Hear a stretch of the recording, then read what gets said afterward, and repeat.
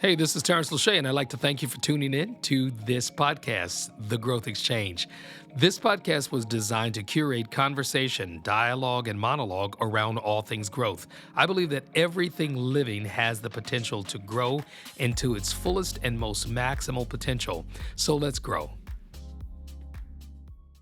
Hey, welcome to another edition or episode, if you will, of The Growth Exchange. I'm blessed today to have an opportunity to have this dialogue and this conversation. In fact, a curated conversation, meaning it's intentional, with none other than Miss LaShaunda Glasper. At the time of the book, it was LaShaunda Hoskins, but welcome, Mrs. Glasper. Thank you. Excited to be here. I'm glad you're here too. You know that the Growth Exchange is a podcast that's designed to open conversation, dialogue around growth. So all things growth, and I know that's right up your alley. I know sure. that as an author, as a mom, of course, as a wife, and as a kingdom citizen who represents the kingdom quite well, both professionally as well as ministerially, you understand growth. And so for the next few moments, we're going to be talking about growth, how it has impacted your life, ways in which you have learned some strategies going from one phase or step to the next, and then maybe even tools that you can share with other people. Listen. Sure. So how's it been with you? It's been good. It's been not a whirlwind, but it's been a few years of transition. Okay.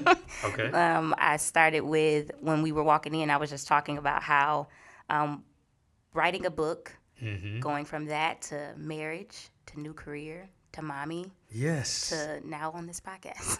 Awesome. So all of that has happened. It's all heading in the right direction. Within the last few years. No, God is good, and you think about it; those are all signs of growth. If you think about the indicators, it's been progressive movement toward goals. That's how I define growth: progressive movement toward goals. And that's personal, spiritual, emotional, financial, every area of our lives. We should be growing. I think that spells championship. It also spells purpose and the fulfillment of purpose. As an author of a self-development book and something that is considered inspirational in bookstores everywhere or online, Live Free, which is a guide to spiritual and emotional freedom, had to come from somewhere. I want you to tell me the why behind this book, because there's some quotes which I'll share some of them. But why'd you write this book? Yeah. When you were talking about your definition of growth, I was the opposite of that. Okay. Okay. From middle school, high school, college, I dealt with procrastination for years. There were so many things that God put on my heart to do, that I was asked to do, that I knew that I was supposed to move in, and I just didn't do it. There were things that I didn't do, but then when I did do it, I feel like I was just on the outside of grace to do that thing. Sure. So I dealt heavily with procrastination and getting over the fear of moving into the things that God called me to do. And fear was heavy as well. Growing up and being the daughter of a pastor, I dealt with supporting, of course, my parents, but also dealing with people leaving, people coming. So you deal with a lot of emotions. So you're emotionally impacted by all of that transition. So even just though a lot of it wasn't even your rodeo, but you were impacted. So just a life of transitions. It forced me into a place of dealing with that procrastination. So again, knowing what I was supposed to do and just not moving into it. That's interesting, and let's hone in on that, because I'm definitely amazed at your candor and your ability to share that. Growing up in a life of other people's growth and transition, here you are now grown and got your own life's transitions. How has that impacted? That's been major. I deal with a lot of people with mentorship and walking them through their own life journeys. And just that's one thing that always comes up. What are some things that you're dealing with now that kind of stemmed from what other people put on you, right. Or that you're living the life in the shadow of somebody else? So that was kind of my life story, living in the shadow of other people, being forced into not necessarily leadership, but being forced into certain places that weren't necessarily my space or that belonged to me, or the God space that I was supposed to be in, just because I was a pastor's daughter. Sure, so there were expectations that probably were imposed that didn't necessarily point toward what you could see as purpose. Yeah. But, all things work together for good. Absolutely. And that's not a consolation prize. Sometimes people will make that statement, all things work together for good, but it worked out in the end, kind but of you're thing. like, what is good?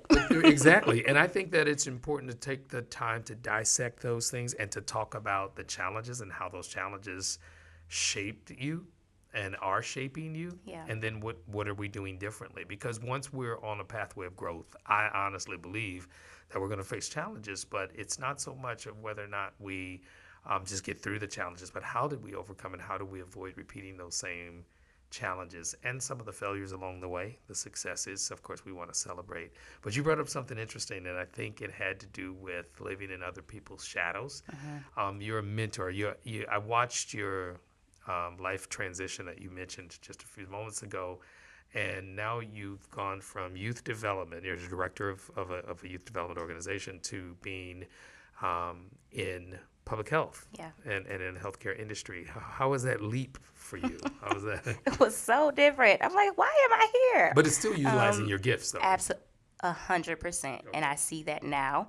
I couldn't see it at that time. It was just an opportunity that was presented. I knew that it was time for a transition from the Boys and Girls Club. I worked there for 9.5 years. Wow. So it was a comfortable place. It was a joy-filled place. But I knew it was something in my heart telling me it was something different.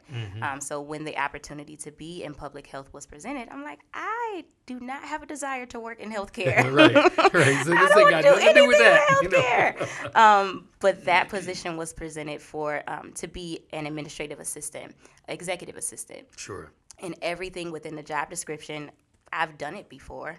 I was like, so I know that I could do it well, but is that something I want to do day to day? Sure. When I got into the interview, I had a conversation with my now boss, and I knew that that's why I was supposed to be there, to be developed in leadership, to be developed in a space where I was under an African-American woman leader in another area in a nonprofit sector. I'm like, that's where I want to be, and that's what I want to do. So I know that it's a space of development now. So many roads lead you to where we ultimately end up. Yeah. And there's a lot of joy in the journey. Absolutely. I like the fact that you titled your book Live Free, and it talks about being affirmed daily.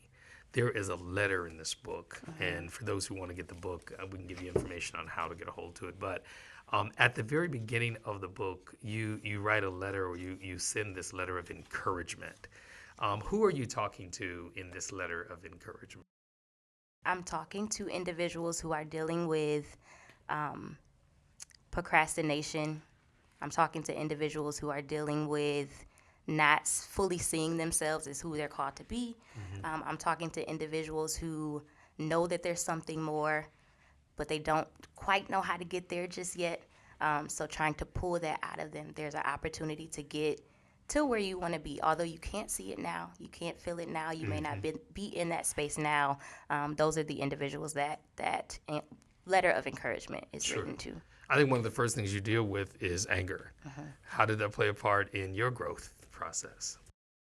That anger stemmed from, I think ultimately, like I said, growing and being raised in the church. And my parents, I just saw a lot that they dealt with, and I kind of took that on as my own. Like we talked about living in the shadow of somebody else, living in the shadow of somebody else's emotions as well. So not just of their position of leadership, but I kind of took on the things that they were dealing with. You could be angry for somebody. Even if they weren't angry, you could be angry for them. Absolutely. So in other words, you served as a surrogate anger person. And it wasn't because of conversations that they had. They never talked bad about people. They never had negative things to say. But I'm like, how could you do somebody like that? Yeah. And it wasn't all negative. It's not saying that. I get it. But those were the things that stood out as a 12-year-old growing up in the church and seeing your parents who loved people with all of their heart. But just some things that were happening that weren't necessarily favorable. And that was hard to carry that. So that built up a lot of anger that I didn't know was there. But when I started to realize it, that's when God was showing me that you can live free from that. You don't have to carry that into this next space in your life. I've always been of the persuasion that God reveals things to heal things. And so once a revelation comes about a challenge, an area, even a defeat, that's an opportunity to overcome. Absolutely. You know, while this podcast isn't designed specifically just for the quote unquote church audience, it's for business as well as community, what would you say to somebody who is looking to get out of a cycle of shadow living, or the cycle of being angry and repress that anger, or maybe even the cycle of the imposter syndrome? I watched a video while I was in graduate school working on some doctoral work about how most people experience the imposter syndrome. Yeah. And it's not that we're trying to be imposters, but sometimes we don't feel worthy of the spaces that God has allowed us to get into. So what would you say to somebody who's looking to break cycles? Once you notice that you're in a cycle, find something to move away from it and don't stop. And that can look different for everybody. Meaning run toward whatever can interrupt the cycle. Do something else consistently. Okay. Because that cycle is consistent. Which And means once we understand cycles. yeah. You just don't have the right cycle. You know? Exactly. Okay. So do something else consistently. And an example for me was when I found out that I was dealing with that anger, I tried to find things to bring me joy.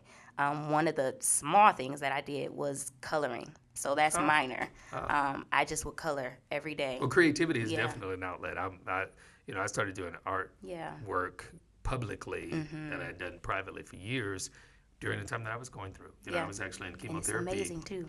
Oh yeah, it will heal your soul. Yeah. Once you start coloring or creating or expressing through those types of things. Yeah. So is that one of the things that addressed anger, or did it address other areas?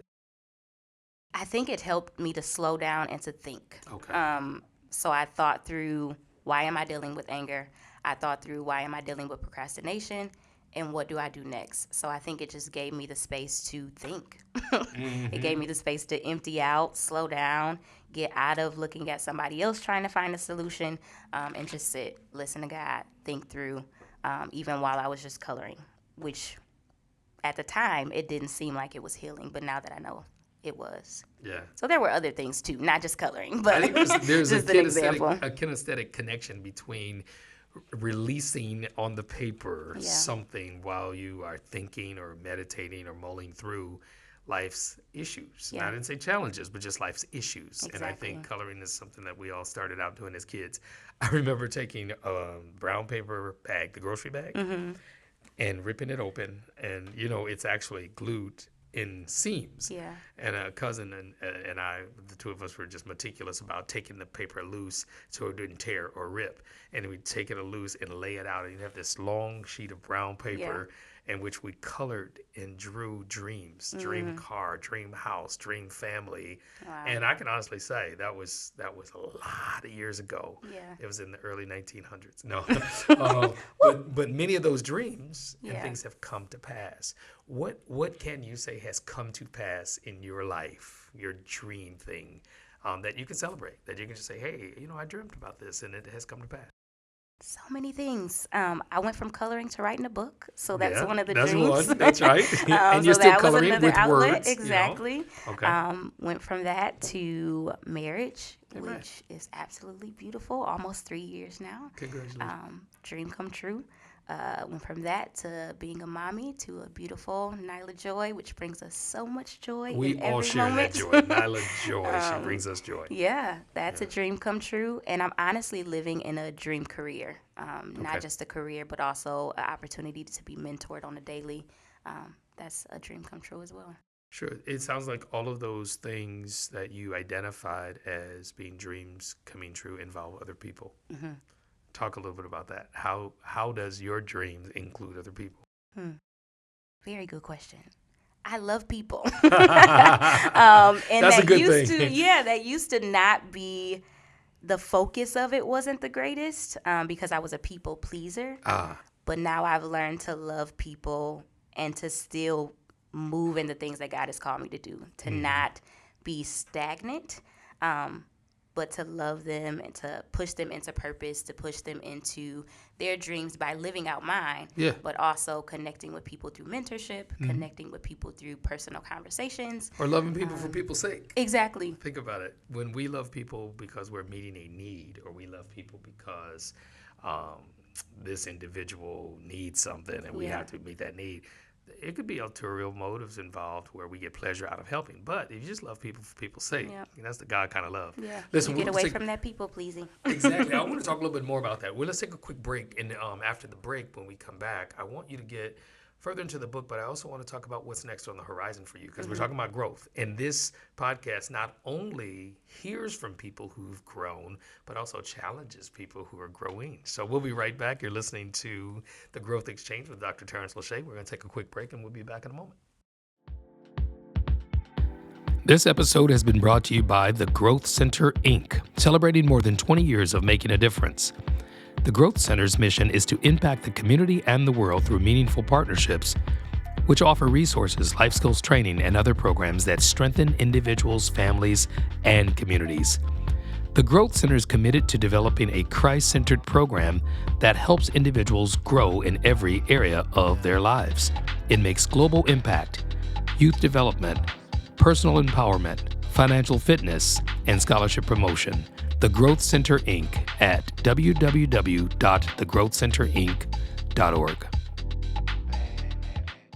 And we are back. We're continuing our conversation and our dialogue with author, speaker, mentor, professional woman of God, LaShaunda Glasper, the author of Live Free, A Guide to Spiritual and Emotional Freedom. I did mention during the break that I wanted to elaborate on something you said, that you identified yourself early as a people pleaser, and you've obviously navigated and are navigating through the change of that, not being a detriment, but being a gift, and helping others. Because I heard the statement, you said, I love people. Now, being a people pleaser and I love people are two completely different things. Opposite. Yeah, I want you to elaborate on that. But then I also want to mention that I was listening to a podcast, and this woman who's an expert guru on personality types was saying that some of us are born with gifts, and those gifts are part of our personality, the core personality of who we are. But environment, experience, good, bad, or otherwise, shapes the outcomes of those personalities. Yeah. Talk a little bit about yours and how you're growing through that. Yeah. Being a people pleaser, you always look for ways for that person to be pleased. I mean, I guess that's the word in itself. But what can I do for you? Are you comfortable? Are you good? Are you comfortable? Constantly accommodating. Exactly. You forget about what's inside of them. You forget about what's inside of you. You forget about the real purpose for that relationship. So I really had to learn to get away from that and to see people for who God wanted them to be, and not just to please them and to get them to a place to want to be around me or to want to spend time in my space. Because I think that was the ultimate purpose in people pleasing, getting people to like me. Well, there's a certain level of gratification out of bringing pleasure to someone else for their basic needs being met, or making them feel comfortable. You feel comfortable because they feel comfortable. Exactly. And it's codependency. Yeah. That develops. It really does. Growth beyond that, though, breaking free. How did you do that, or how are you navigating that? Now I fully know who I am in God. Okay. That's the biggest thing. I fully know who He's called me to be, but I also find joy and pleasure in leading people through that. There's such a joy in having conversations with individuals who don't necessarily know who they are in the beginning. Yeah. But then there's a light that comes on at the end of that conversation. Like, yeah, okay, now go. Do something with that. So in other words, you like the organic initial aha moment that somebody has, and then to launch them into that. Absolutely. How do you walk with people through that? At their pace. Okay. There's always conversations that I have with individuals that I mentor in the beginning. One, just to make sure that it works for both of us. Are we able to move through this mentorship relationship, and it's beneficial for both sides and also pleasing to God. But also at their pace. What do you need? Do you need conversations every day? Do you need a book study? Do you need us to sit and pray every day? So it's just those conversations of what works best for you. How do you learn? How do you take in information best? And again, just working at their pace. I think that's Well, I think the important. book is a great guide for that too, because there are some actual devotionals in the book. The green section is what I call it, Yeah. where there are weeks of devotionals where you can do a list of tasks and responsibilities, today's visions and goals. But then there's some scriptural studies that gives people. How does the word play a part in your growth? It's everything that I need for my growth. How so though? Because some people Yeah. get, everybody got you verse, and it's like, oh, I read my scripture today. But what's more? What's more is knowing that God is on every page. Okay. So it's looking for him and having a passion for him. And it's not just an assignment. Like, I'm not just required to read his word. I'm not just required to pray, but it's an opportunity to know him more. And I think I'm really just learning and growing in that this year, because I got to a place where I didn't stop reading his word, but it felt like a task because I was just trying to fit it in. I'm like, when can I read? Can I do it in the morning? Can I do it in the evening? Well, no. Well, you did have some major life adjustments. Yeah, like exactly. You just it was so like much you just going shared. on. But when I got to the place where I said, okay, God, I just want to know you and I just want to learn you and get closer to you and have a passion and a desire for you, to know your heart, then that put me in a space where it didn't feel like a task. And now I'm picking up my phone, reading a scripture versus social media, and it's just it comes out differently when I'm looking for him. Well, back to that conditioning of our environment and our space, I think we are all products of environment, good, bad, and otherwise. But we also are navigators, or we can construct environments. You mentioned demolition of procrastination in this book. Is it possible to demolish environments or spaces that aren't good for us and then build new ones? It really is. Really? But you have to be intentional about it. Talk about that. You have to be okay when you know that something isn't right, or when you know that something is stunting your growth, even if you become comfortable with it. If it's something that, it could be music, it could be a song or a person or a conversation that you've been consistently having. But when you find out, hey, that's stopping me from growing, it's not saying you have to get rid of the person completely or get out of the environment completely, but what do you need to tear down or get away Something's from gotta change. to grow? Exactly. Something has to happen. How do you embrace change from, the perspective of being all of those things that you mentioned as an author, as a wife, a mom, a professional businesswoman, a minister? I'm sure you've got other aspirations and dreams beyond those few things. I mean, you're multi-talented, multi-dimensional person. But how do you navigate change? How do you navigate that? Because a lot has happened in 5 years, right? A lot has happened in 5 years. Yeah, it's not easy, but you can't. I'm learning that you can't just operate out of emotion, because I did that for, I would say this past year. It's just been just an emotional roller coaster. It's been a lot of transition. Really? It really has been, from transition to transition. But I had to stop and look.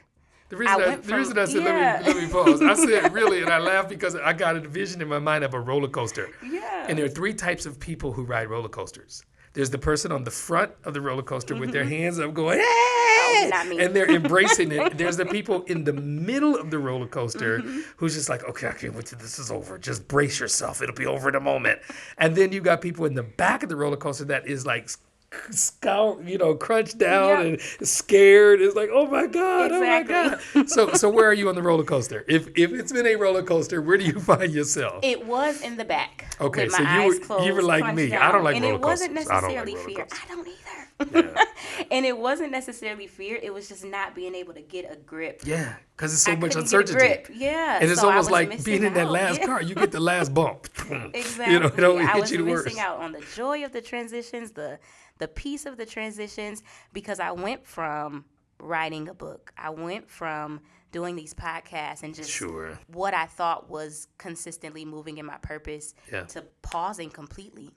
Not just pausing, but stopping completely. I was no longer recording the podcast. I was no longer writing or promoting because your podcast was centered Yeah. around these topics and these subjects. Yeah. And that was in 2021. So now from 2021 to 2024, I didn't do any of that. So here's a sign. But I realize I'm still in purpose with with Nyla, with Nate, Yeah. with all of those things. But it's been the few years of growth. And now I know, like you said, it's a sign. Yeah, it's a sign. And to use it's that not growth just to get up and more. do, go back and do and get busy. Exactly. No, you don't want to just get busy doing busy stuff because that would be Yeah. roller coaster again. But in this case, I think and this is something I'm taking away from this conversation, and I'm sure the listening audience is taking away some very authentic nuggets of truth because you're being transparent, and I can appreciate that. But I think it's an indicator that we can all continue to grow. You don't ever just grow and arrive. You don't grow and stop. You don't write a book and quit. You don't become, a spouse, a parent, and that's it. Exactly. There's always more. What's more for you? Talk about what 2025, 26, 27, 28, 20, what does 29, what does 2030 look like? What are those things looking like for you? All the things. There's so much that God has put on my heart to do to expand Live Free. Okay. So that's one of the things that I want to continue and to grow in. Okay. Continue to be a good mom, to continue to be a good wife. Yeah. Of course, growing in those things, growing in character. Starting Live Free sessions again. Okay. Being some in-person opportunities for that. So there's some things that will grow and develop in 2025 for those things as well. I see some doors opening for you. I definitely see that because you're eloquent enough to express what it is that you've captured. And this, by the way, just for those who might be listening or watching, this is not just a thin, I put a booklet together. No, this is a book. This is an actual resource that has valuable insights, information, but some practicality For sure. To it. How can people get a hold to you? I know the podcast used to advertise ways of reaching or being a part of your circle and your group.